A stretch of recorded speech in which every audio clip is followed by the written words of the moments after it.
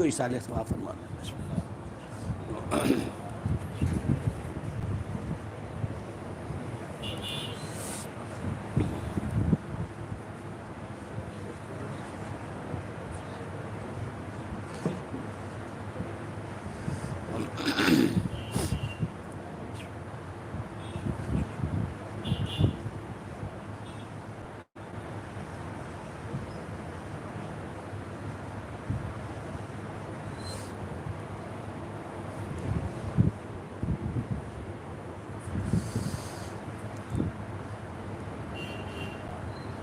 رحم اللہ من قرأ الفاتحہ.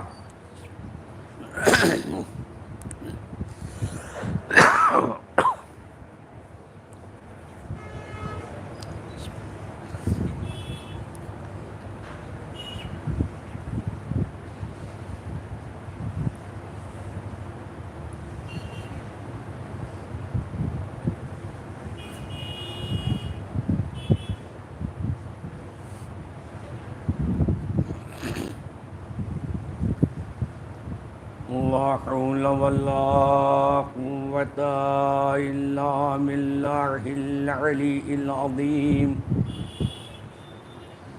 بسم الله الرحمن الرحيم.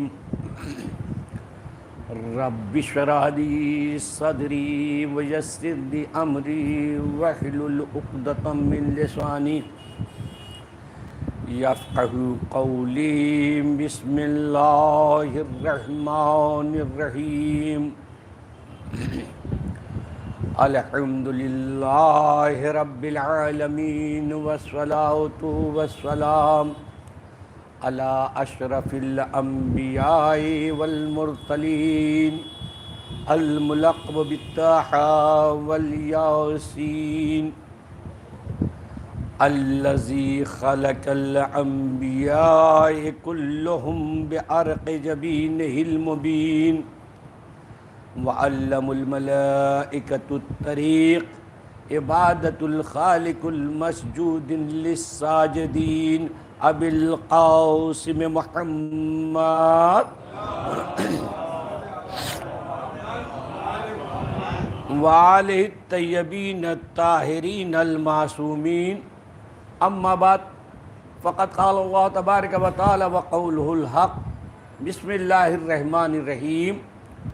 وَكَذَلِكَ جَعَلْنَاكُمْ أُمَّةً وَسَطًا لِتَكُونُوا شُهَدَاءَ عَلَى النَّاسِ. صلوات بھیجی محمد وآلہ محمد.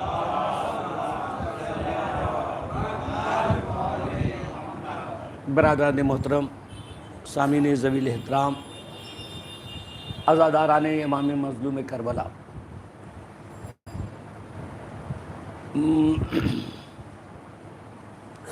یہ آج دوسری مجلس ہے. کل میں بیان کر رہا تھا کہ خداوند عالم اتنا بلند ہے کہ ہماری وہاں رسائی نہیں ہو سکتی، اور ہم اتنے پست ہیں کہ وہاں تک جا نہیں سکتے. تو خداوند عالم نے ہمارے اور اپنے درمیان امت وسط قرار دیا. یہ اہل بیت امت وسط، اور یہ امت وسط قرار دینے کے بعد خداوند عالم نے انہیں نور سے خلق کیا، اور ایک سرا یعنی اپنے سے ملایا تو دوسرا بشریت سے ملایا، تاکہ وہاں سے لینے میں کوئی کمی نہ رہ جائے، لہذا اسے نوری بنایا. اور بشری اس لیے بنایا تاکہ پیغام پہنچانے میں کوئی، تو خداوند عالم نے انہیں خلق کیا. حالانکہ ان کی خلقت اور ہماری خلقت میں فرق ہے. کل میں بیان کر رہا تھا کہ ان کی نوع الگ ہے، ہماری نوع الگ ہے. ہماری جنس الگ ہے، ان کی جنس الگ ہے. ہم پیدا ہوئے ہیں خدا کو پہچاننے کے لیے، وہ پیدا ہوئے ہیں خدا کو پہچنوانے کے لیے۔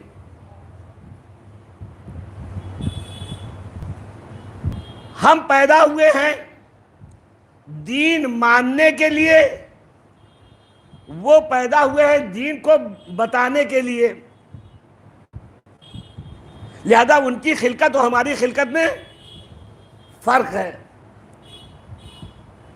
اور میں نے کل کہا تھا کہ ہمارے جسم اور ان کے جسم میں بھی فرق ہے، اس لیے کہ ہمارا جسم آگ، پانی، ہوا، مٹی سے بنا،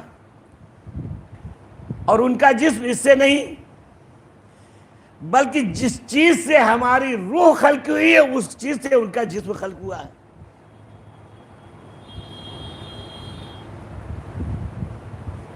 تو انہیں خداوند عالم نے معصوم قرار دیا۔ معصوم کیوں قرار دیا؟ تاکہ دیکھیں یہ انسان معصوم نہیں ہے، اس سے غلطی خطا کا امکان پایا جاتا ہے۔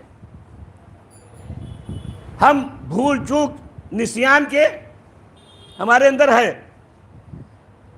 اس لیے کہ ہم معصوم نہیں ہیں، وہ ہیں معصوم، ان سے غلطی خطا کا امکان نہیں ہے۔ ابھی آپ دیکھیں یہ کیمرہ ویڈیو، ہم جو بھی بول رہے ہیں ہماری ہر زبان کے ہر لفظ کو یہ کر رہا ہے۔ یہ کیا ہے؟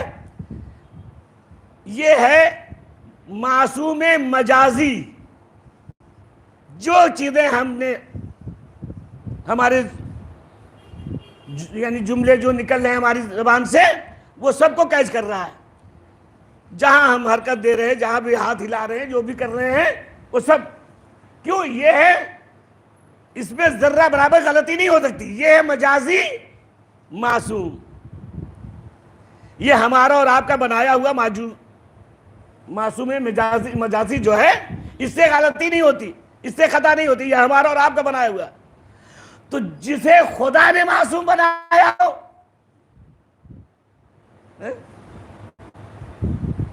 خدا نے انہیں معصوم بنایا، ان سے گناہ نہیں ہو سکتا، خطا نہیں ہو سکتی، غلطی نہیں ہو سکتی۔ اور ایک بات میں اور یہاں کہہ دوں کہ بعض لوگوں کا یہ اعتراض بھی ہوتا ہے، وہ یہ کہتے ہیں یہ کون سا کمال ہے، وہ معصوم ہے اس لیے گناہ نہیں ہوتی، خطا نہیں ہے، غلطی نہیں ہے، چونکہ وہ معصوم ہے۔ اگر ہمیں بھی معصوم بنا دیا جائے تو ہم بھی، یہ ان کا اعتراض کرنے والے کو، کہ اگر وہ ان سے گناہ و خطا نہیں ہو رہی ہے تو چونکہ وہ معصوم ہے، ہم تو جب جانے کہ وہ معصوم نہ ہو اور گناہ نہ کرے، خطا نہ کرے، تب تو کمال ہے۔ تو یہ معصومین کے، ائمہ کے، انبیاء کے معصوم ہونے پہ اعتراض کرتے ہیں کہ یہ کون سا کمال ہے، انہیں چونکہ خدا نے معصوم بنا دیا لہذا ان سے غلطی نہیں ہو سکتی، خطا نہیں ہو سکتی، گناہ نہیں ہو سکتا۔ خداوند عالم نے کے لیے ضروری ہو گیا تھا نبیوں اور ائمہ کی عصمت کے بچانے کے لیے دلیل دینا کہ دیکھو کم از کم ایک مردوں میں اور ایک عورتوں میں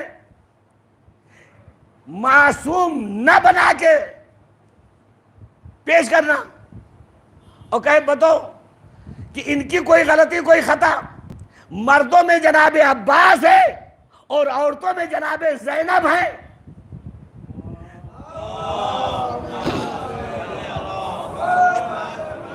یہ دلیل عصمت ہے انبیاء اور ائمہ کی، معصوم نہیں بنایا، لیکن کوئی بتائے ترک اولا جناب زینب سے یا جناب عباس سے۔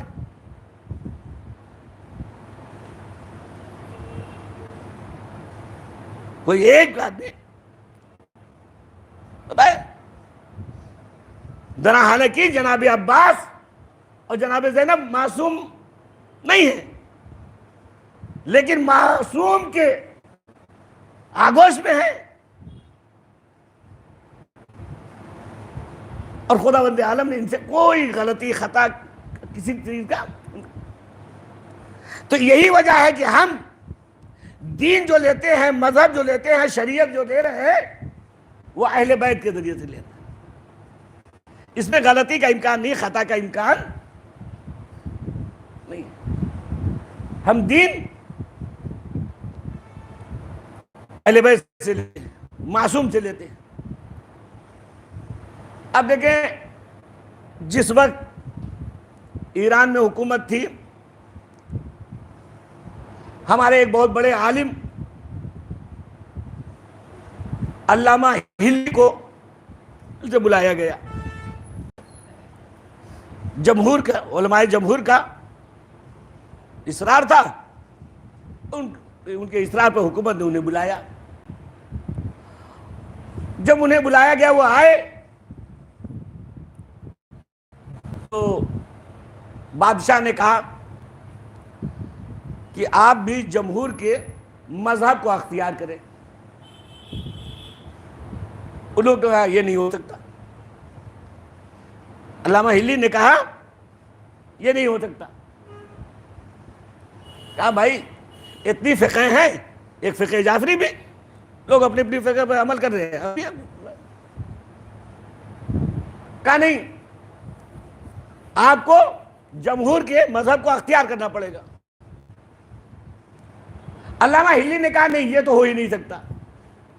کہا کیوں؟ کہا اس لیے کہ ہم دین لیتے ہیں اہل بیت سے. ہم دین لیتے ہیں اہل بیت سے، معصوم سے. اور یہ جو اکابر علماء بیٹھے ہوئے ہیں، ان سے کہیں زیادہ افضل ہمارے قوم کے بچے ہیں. ان سے کہیں زیادہ ہم پڑھے لکھے اور عالم. اب وہ علماء اکابر بادشاہ کے اوپر دیکھیے ہم لوگ کی توہین کرا رہے ہیں، ہمیں ذلیل کر رہے ہیں. اکابر علماء نے بادشاہ سے کہا دیکھیے بادشاہ صاحب، یہ اپنے بچوں ہم لوگوں سے افضل. بادشاہ نے کہا کوئی دلیل ہے آپ کے پاس؟ دلیل دیجئے. علامہ ہلی نے کہا ہاں دلیل ہے. علامہ ہلی نے کہا کہ ہمارے اور آپ کے آخری نبی حضرت محمد مصطفیٰ صلی اللہ علیہ وسلم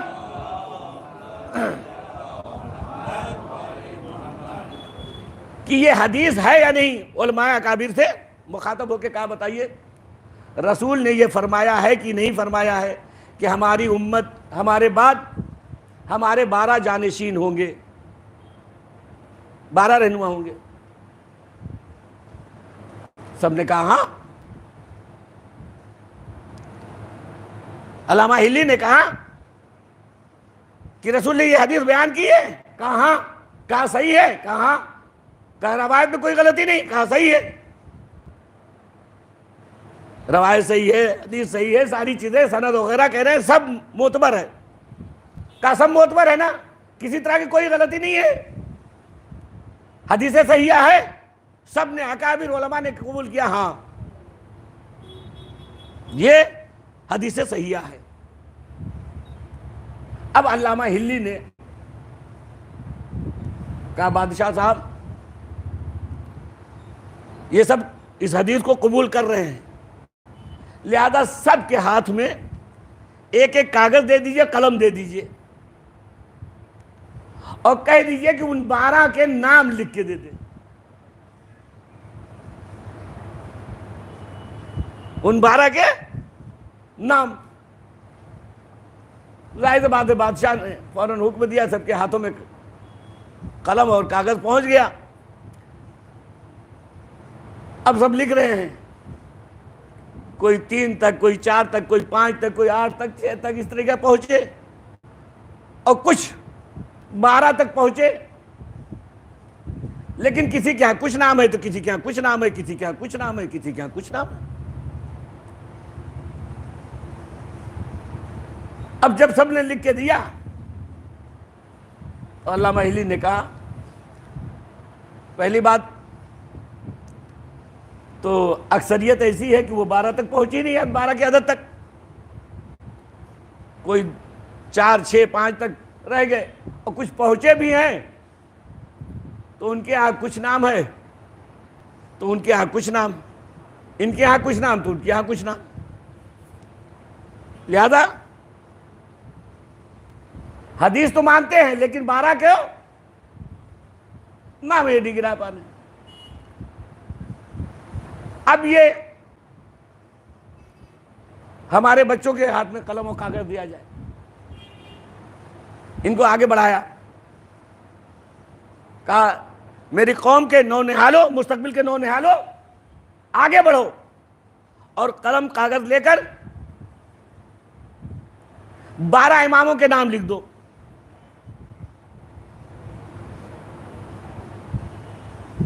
سب نے لکھ دیا، اور جب سب نے لکھا تو کہا دیکھ لیجئے، جو پہلے نے لکھا ہے وہی دوسرے نے، جو دوسرے نے وہی تیسرے نے، نہ نام میں فرق ہے، نہ ترتیب میں کوئی فرق ہے، نہ لقب میں، نہ کنیت میں۔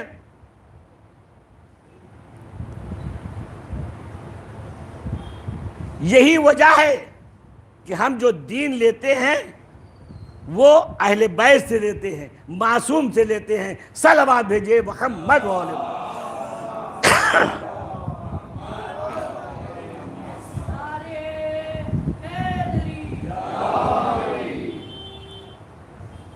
تو علامہ ہلی نے کہا کہ ہم جو دین لیتے ہیں وہ اہل بیت سے لیتے ہیں، معصوم سے لیتے ہیں، معصوم جس سے غلطی خطا نہ ہو۔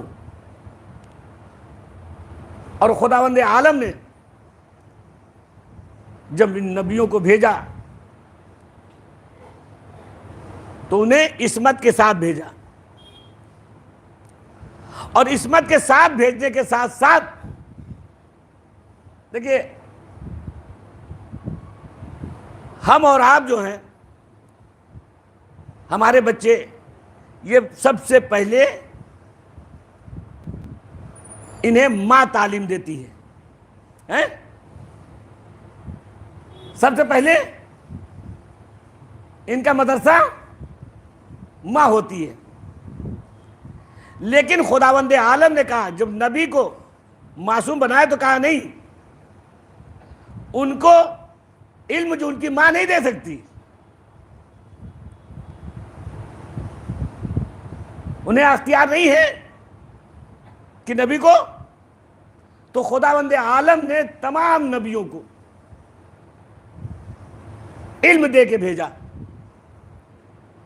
جتنے نبی ہیں سب کو خداوند عالم نے علم دے کے بھیجا۔ جناب آدم سب سے پہلے نبی، خداوند عالم نے کہا علم الاسماء کلہم، ہم نے تمام کے تمام علم جناب آدم کو۔ آدم کیا شیز پیدا ہوئے، شیز کو اختیار نہیں ہے انہیں تعلیم دینے کا، علم دینے کا۔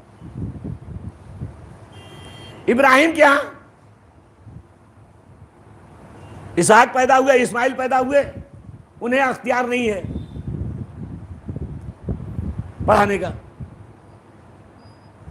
عمران کیا جناب موسیٰ پیدا ہوئے، انہیں اختیار نہیں ہے۔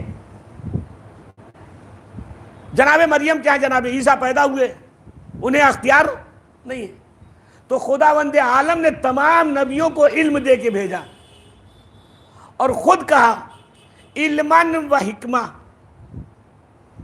یہ نکرہ ہے، ہم نے تمام نبیوں کو علم اور حکمت دی، یہ ہے نکرہ۔ نکرہ قلت دلالت کرتا ہے کہ ہم نے تمام نبیوں کو تھوڑا علم، تھوڑی حکمت دی۔ دیکھیے پورا علم نہیں کہہ رہا، علمن و حکمہ، یہ ہے نکرہ، قلت پہ درج کر سکتے، یعنی بہت کم میں نے علم دیا، کم حکمت دی. تو میں کہوں گا اے پالنے والے، جو اپنے باپ کے گھر میں پیدا ہوئے، تو نے تو انہیں علم دیا، یہ بتا کہ جو تیرے گھر میں پیدا ہوگا اسے کیا دے گا؟ کہہ رہا کہ انہیں بھی ہم علم دیں گے، انہیں بھی حکمت دیں گے. خدا نے کہا انہیں بھی ہم علم دیں گے، انہیں بھی حکمت دیں گے. بس پالنے والے، جو اپنے باپ کے گھر میں پیدا ہوئے انہیں بھی تو حکمت علم دے گا، اور جو تیرے گھر میں پیدا ہوا اسے بھی. کہاں ہم انہیں علم دیں گے. پڑھ قرآن. جو اپنے باپ کے گھر میں پیدا ہوں گے انہیں ہم علمن و حکمہ، تھوڑا علم تھوڑی حکمت دیں گے، اور جو ہمارے گھر میں پیدا ہوں گے کلو شیء احصیناہ فی امام المبین، ہر شے کا احصاء امام مبین میں ہو جائے گا. صلوات بھیجے محمد و آل محمد.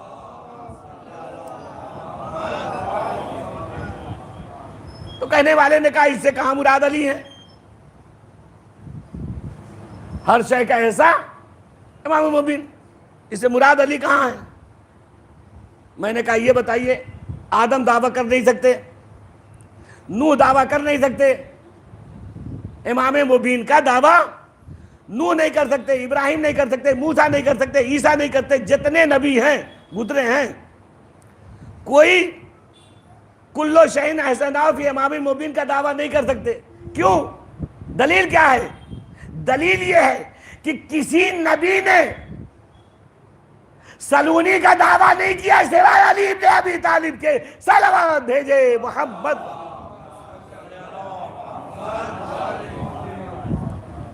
کسی نبی نے دعویٰ نہیں کیا سوائے علی ابن ابی طالب کے. تو یہ پالنے والے، یہ رہبر، یہ ہادی جو امت وسط تم نے قرار دیا، تو یہ بتا ہمیں کیسے معلوم ہو کہ یہ تیرا ہی حکم ہے؟ تو نے ہادی بنایا، رہبر بنایا، پیشوا بنایا، معصوم بنایا، لیکن ہمیں کیسے معلوم ہو کہ کوئی ضمانت ہے؟ کیسے معلوم ہو کہ تو یہ نبی جو فرما رہے ہیں تیرا ہی حکم ہے؟ کا نادان پڑھ. وَمَا يَنْتَقِ الْهَوَىٰ إِنْ هُوَ إِلَّا وَحْيٌ يُوحَىٰ. ہم اپنے نبی کے قول کی بھی ضمانت لیتے ہیں، فعل کی بھی ضمانت لیتے ہیں. قول کی ضمانت وَمَا يَنْتَقِ الْهَوَىٰ إِنْ هُوَ إِلَّا وَحْيٌ يُوحَىٰ، اور فعل کی ضمانت مَا رَمَيْتَ إِذْ رَمَيْتَ وَلَكِنَّ اللَّهَ إِذْ رَمَىٰ. تو پالنے والے، تو نے نبی کے قول و فعل کی ضمانت تو لے لی، لیکن یہ اہل بیت کے، تو نے نبی کے قول و فعل کی ضمانت لی نا، قول کی بھی لے لی ضمانت اور فعل کی بھی لے لی، لیکن یہ اہل بیت ان کی ضمانت کا، اس کی ضمانت خود رسول لے رہے ہیں. ہمارا اول بھی محمد، ہمارا اوسط بھی محمد، کل کے کل محمد ہیں. صلوات بھیجے محمد و آل محمد. ہمارے جتنے ہیں سب محمد، ہمارا پہلا بھی محمد، ہمارا دوسرا بھی محمد، ہمارا اوسط بھی محمد، ہم کل کے کل محمد. اچھا، یہ رسول جو کہہ رہے ہیں 250 سال بعد کی خبر، ہمارے آخری امام، امام زمانہ اللہ تعالیٰ فرج شریف کی ولادت 255، یعنی 240 سال بعد کی خبر دے رہے ہیں.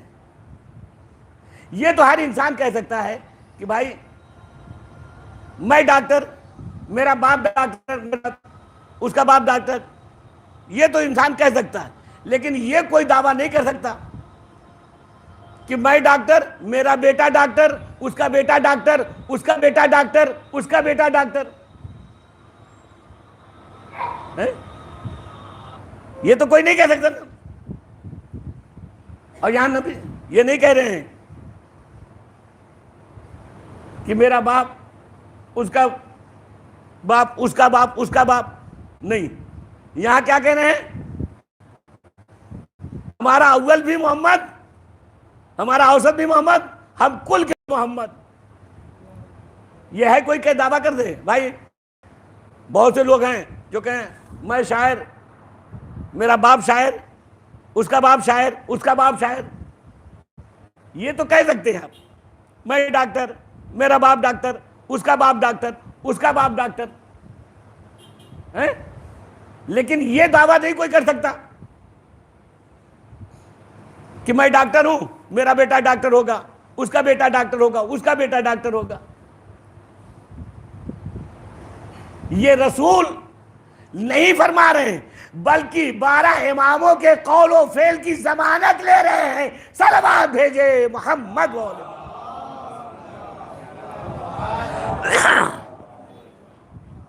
تو ہم دین کو جو ہے وہ معصوم سے رہتے ہیں. ہم ائمہ سے دین کو لیتے ہیں، شریعت کو لیتے ہیں، اس لیے کہ ان سے غلطی خطا کا امکان نہیں ہے. خداوند عالم نے انہیں معصوم بنایا ہے، لہذا ہم دین ان کے ذریعے سے لیتے ہیں. میں نے کہا پالنے والے، تو ہر وہ چیزیں تو رکھتا نہیں اس لیے کہ تو نہ ہاتھ رکھتا ہے نہ پیر رکھتا ہے، اس لیے کہ تو یہ ساری چیزیں تیرے لیے ممکن ہی نہیں. اگر یہ ہو جائے گا تو تیرا ایک جگہ محدود ہو جائے گی. تو خدا نہ ہاتھ رکھتا ہے، نہ پیر، نہ زبان، نہ ہاتھ، نہ پیر، نہ سر، کچھ نہیں. اس لیے کہ اگر یہ چیزیں یہ اس کے لیے نہیں ہے، اگر وہ رکھ لے تو خدا محدود ہو جائے گا، اور خدا محدود ہو گیا تو خدا نہ رہا. تو پالنے والے اگر ہم سمجھنا چاہیں کہ خدا ایسا ہی ہے تو کسے دیکھ کے پہچانے کہ خدا ہوتا تو ایسا ہوتا؟ خدا ہوتا تو ایسا ہوتا. تو عجب نہیں خداوند عالم کہے کہ دیکھو اگر تم مجھے دیکھنا چاہتے ہو تو علی کو دیکھو. علی کا ہاتھ ید اللہ، علی کی زبان لسان اللہ، علی کے پیر رجل اللہ، علی کے کان اذن اللہ. تو اب یہ ہاتھ علی کا نہیں ہے، یہ پیر علی کا نہیں ہے، یہ زبان علی کی نہیں ہے، یہ آنکھ علی کی نہیں ہے، یہ کان علی کے نہیں، سب اللہ کا ہے. اور اس کے لیے میں بہت بڑی دلیل دینا چاہتا ہوں. صلوات بھیجیے محمد والے محمد. میدان عرفات میں جہاں کوئی ایک چوٹی کو بھی نہیں مار سکتا، میدان عرفات میں کوئی چوٹی کو بھی نہیں مار سکتا. وہاں علامہ ابن حدید معتزلی شرح نہج البلاغہ جس نے لکھا، انہوں نے لکھا ہے، علامہ ابن حدید معتزلی انہوں نے لکھا کہ اس وقت خلیفہ دوم کا زمانہ تھا، وہ بھی میدان عرفات میں تھے، وہ بھی میدان عرفات میں تھے. تو انہوں نے کیا دیکھا کہ ایک شخص آ رہا ہے، اس کے اوپر چوٹ کا نشان لگا ہے. خلیفہ وقت نے بلایا، کہا بھائی کیا ہوگا، کہیں گر گئے؟ کہا نہیں۔ کہا تب؟ کہا علی نے مارا ہے۔ کہا علی نے مارا ہے؟ ہاں۔ کہا یہاں تو کوئی چوٹی کو بھی نہیں مار سکتا میدان عرفات، اور تمہیں علی نے مارا ہے؟ چلو علی کے پاس۔ خلیفہ دو مولا کائنات امیر المومنین علی ابن ابی طالب علیہ السلام کی خدمت پہ پہنچے۔ کہا یا علی، اس کو آپ نے مارا ہے؟ علی نے کہا ہاں میں نے مارا ہے۔ پوچھنا چاہتے ہو کیوں مارا؟ کہاں بتا دیجیے۔ کہا سنو، یہ میدان عرفات میں مسلمان کی عورتوں کے اوپر غلط نگاہیں ڈال رہا تھا، لہذا میں نے مارا۔ خلیفہ دوم جلال آ گیا، آستین اٹھا لیا، اوپر چڑھائی، اور غصے کے عالم میں کہتے ہیں را عین اللہ ضربہ ید اللہ، اللہ کی آنکھ نے دیکھا، اللہ کے ہاتھ نے مارا، سلامات بھیجے محمد۔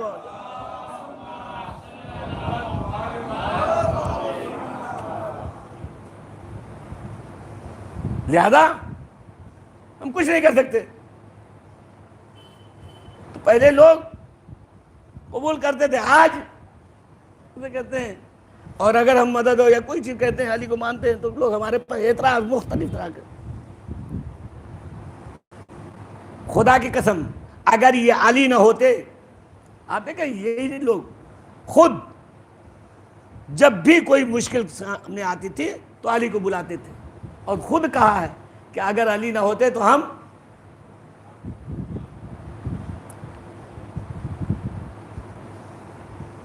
یہ ہر ایک کے مشکل کشا ہیں، یہ ہر ایک کے مشکل کشا۔ تو آپ دیکھیں یہ اہل بیت جو ہمیں دین پہنچانے کے لیے آئے تھے، جو خدا کی معرفت کرانے کے لیے آئے تھے، ان کے اوپر کس طریقے سے انہیں شہید کیا گیا میرے دوستوں۔ اور کربلا کے واقعات کے بعد سید سجاد ہمیشہ اپنے باپ کو روتے رہے، اور میدان مینا میں پانچویں امام محمد باقر علیہ السلام ہر سال حج پہ جاتے تھے، اور میدان مینا میں افریقہ کے شیعہ آتے تھے، عزاداری کرتے تھے، امام ان کے حلقے میں ہو کر امام حسین کا ماتم کرتے تھے، اور 3 دن تک پانچویں امام اپنی طرف سے تمام شیعوں کے کھانے کا انتظام کرتے تھے، اور پانچویں امام نے اپنے بیٹے چھٹے امام جعفر صادق علیہ السلام کو وصیت بھی کیا تھا، بیٹا یہ مینا کی عزاداری نہ رکنے پائے۔ آج بھی جو بھی حاجی جاتے ہیں محبان اہل بیت، وہ مینا میں ماتم کرتے ہیں، مجلس کرتے ہیں۔ تو سید سجاد 35 سال تک اپنے باپ کو یاد کر کر کے روتے تھے، اپنے باپ پہ گریا کرتے تھے۔ چھٹے امام جب یہ ایام آ جاتے تھے تو چھٹے امام بھی عزاداری قائم کرتے تھے، اور علی حمیری جو ان کے ذاکر تھے وہ مصاب سید الشہداء بیان کرتے تھے. ایک مرتبہ علی حمیری کو آنے میں کچھ تاخیر ہو گئی. کہا مولا معاف کر دیجیے گا, مجھے کچھ آنے میں تاخیر ہوئی. کہا نہیں, تو ہمارے جد کا مصائب پڑھو گے, تو ہمارے جد کا مصائب پڑھنے کے لیے آئے ہو, مسجد پڑھنے کے لیے آئے ہو, کوئی تاخیر نہیں ہوئی, ہم تو سننے کے لیے بیٹھے ہیں, ہم تو تمہارا انتظار کر رہے ہیں. عزادارو, تو جب آغا حمیری علی حمیری پہنچے اور منبر پہ پہنچے مجلس پڑھنے کے لیے, تو امام نے کہا یہاں پردہ کر دو اور بنی ہاشم کی عورتوں کو اطلاع دے دو تاکہ وہ آ کے بیٹھ جائیں, ہمارے جد کی مجلس ہو رہی ہے. عورتیں آ گئیں اور اس کے بعد علی حمیری مصائب پڑھ رہے ہیں. ادھر گریا کی آوازیں علی حمیری کے کانوں میں آئی تو علی حمیری مصائب چھوڑ کے نیچے آ کے بیٹھ گئے. مولا نے کہا اے علی حمیری, تمہارے جد کا مصائب کیوں تم نے روک دیا, مسجد کیوں روک دی, کیوں کہا مولا یہ سیدانیوں کی آواز ہمارے کانوں تک آ رہی تھی, ہمیں گوارا نہ تھا کہ اہل حرم کی آوازیں ہمارے کانوں میں آئے. مولا نے کہا اے علی حمیری, کربلا کے بعد ہماری عورتوں کے یہ پردہ جو ہے آواز کا پردہ اب ختم ہو گیا, اب مثل حج کے رہے گا. اے علی حمیری ہمارے جد کا مصائب پڑھو. عزادارو, علی حمیری کہتے ہیں آقا ہم سے برداشت نہ ہوگا. عزادارو, مولا نے حکم دیا, پھر آقا حمیری نے پڑھا. عزاداران امام مظلوم سید سجاد 35 سال تک اپنے باپ کا غم مناتے رہے. حالانکہ اس وقت پابندی تھی, مرثیہ کہنے والوں پر بھی پابندیاں تھی. ایک سرکاری شاعر تھا جس کا نام تھا کمیل. جب اس نے دیکھا کہ مرثیہ کہنے پہ پابندی ہے تو بنی امیہ کی حکومت کو چھوڑا اور چند کپڑے اپنے دوش پہ رکھا اور نکل گیا. کہا یہ نہیں ہو سکتا, میں مولا کا مرثیہ پڑھوں گا اور مولا کی شان میں مرثیہ کہوں گا. وہ چند جوڑے کپڑے اپنی کاندھے پہ لے کے نکلا اور قریے سے ہوتا ہوا گزرتا تھا اور آواز دیتا تھا. ایک ایک دروازے پہ جاتا تھا, میرا مولا 3 دن کا بھوکا پیاسا مارا گیا. عزادارو, وہ بیان کرتا ہے, کہتا ہے کبھی علی اکبر کا مصائب پڑھتا ہے, کبھی علی اصغر کا مصائب پڑھتا ہے, کبھی کہتا ہے میرا مولا تنو تنہا تھا, حل من ناصر یسرا کی صدائیں بلند کرتا تھا. عزادارو, ایک ایک قریے سے ہوتا ہوا وہ روزانہ اس طریقے سے اس کا مشغلہ بن گیا تھا. دروازے دروازے جاتا تھا اور کہتا تھا بھائیو سنو, میرا مولا 3 دن کا بھوکا پیاسا مارا گیا. کربلا میں بے گوروں کا بل اس کا لاشا پڑا رہا. علی اکبر کے سینے سے مرچی کا بل نکالا, علی اصغر کو اپنے ہاتھوں میں ذبح ہوتے دیکھا. میرا مولا اتنا غریب تھا, حل من ناصرین یسرا کی آواز بلند کر رہا تھا.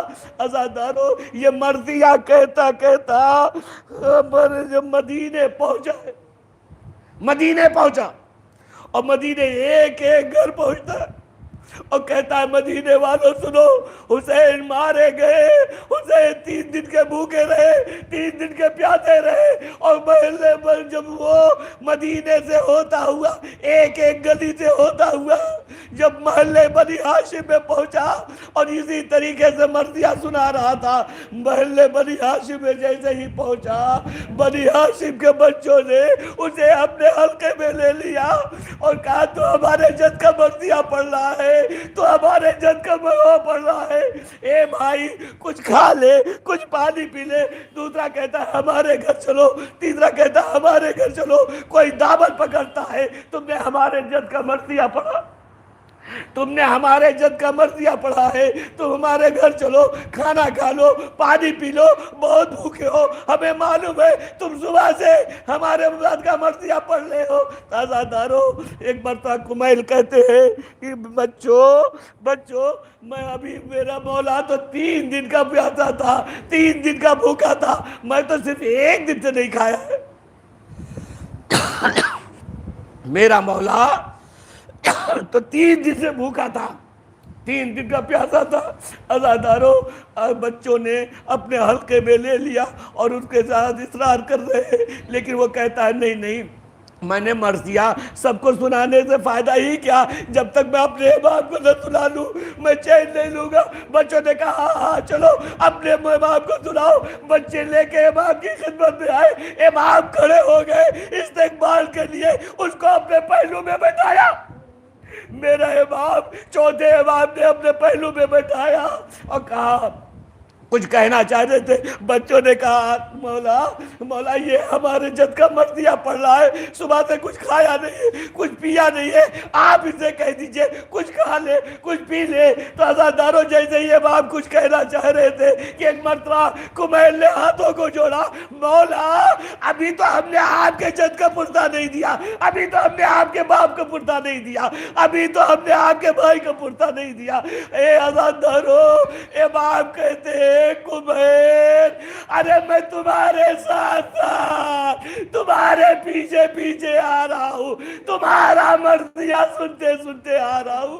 عزادارو، ایک مرتبہ بچوں نے کہا، اے مولا، اے آقا، یہ ہمارے جد کا مرثیہ پڑھ رہا تھا، اسے کچھ دے گے نہیں، اسے کچھ تحفہ دے دیجئے، کچھ ہدیہ دے دیجئے۔ عزادارو، چند جملے خط زحمت۔ تو ایک مرتبہ جیسے ہی کہا، امام نے اپنے امامے کو اتارا اور اس کو ایک طرح چادر کی طریقے سے بنایا اور بچوں کو کہا اس کو گوشے پکڑو اور عورتوں میں جاؤ، بنی ہاشم کی عورتوں سے کہو ہمارے جد کا نوحہ پڑھنے والا آیا ہے، مرثیہ سنانے والا آیا ہے، اسے ہدیہ نہ دو گے؟ عزادارو، بچے اس کو گوشے پکڑ کے گئے، اس چادر کو گوشے پکڑ کے جیسے ہی گئے، بنی ہاشم کے عورتوں نے نکال کے دیا اور وہ پٹری لے کے آئے امام کی خدمت میں۔ امام نے اس پٹری کو ہاتھ میں لیا اور جیسے ہی چاہا کہ کمیل کو دے، عزادارو، کمیل نے جیسے ہی کھولا تو اس میں دیکھا کسی کا بلدہ ہے، کسی کا کڑا ہے، کسی کا زیور ہے۔ مقام، مولا یہ بنی ہاشم کی عورتوں کی زیور ہے، ہم اسے ہاتھ نہیں لگائیں گے۔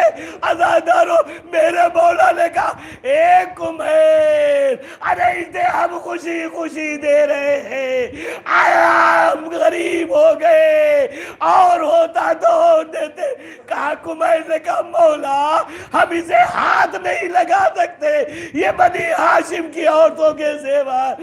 عزادارو، میرے مولا نے کہا، اے کمیل، یہ ہمارا حکم ہے۔ کمیل نے جیسے ہی مولا کا حکم سنا، اسے اٹھایا، چوما، روتا ہوا نکل گیا۔ واہ حسینہ، واہ مظلومہ کی عزت ہے۔ سیعلم الذین ظلموا ای منقلب ینقلبون۔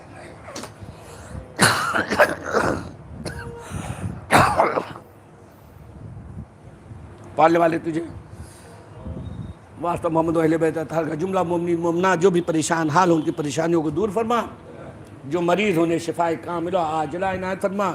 یا اللہ، محبان اہل بیت جہاں کہیں ہوں ان کی جان، مال، عزت و آبرو کی حفاظت فرما، دشمنان اہل بیت کو نیست و نابود فرما۔ یا اللہ، ہمارے والدین کے گناہ کبیرہ اور صغیرہ کو معاف فرما۔ یا اللہ، تجھے واسطہ محمد و اہل بیت اطہار کا، محبان اہل بیت کہ جان و مال عزت و آبرو کی حفاظت فرما، ہمارے امام زمانہ کا ظہور جلد از جلد فرما، ہم کو ان کے ناصر و مددگار میں قرار دے۔ آپ حضرات ایک مرتبہ سورہ حمد، 3 مرتبہ سورہ توحید پڑھ کے محمد ظفر ابن یاسین اور گیرانی فیملی کے مرحومین، مرچنٹ فیملی کے مرحومین، پنجوانی فیملی کے مرحومین اور جملہ مومنین و مومنات کے مرحومین کو اشارے ثواب فرما۔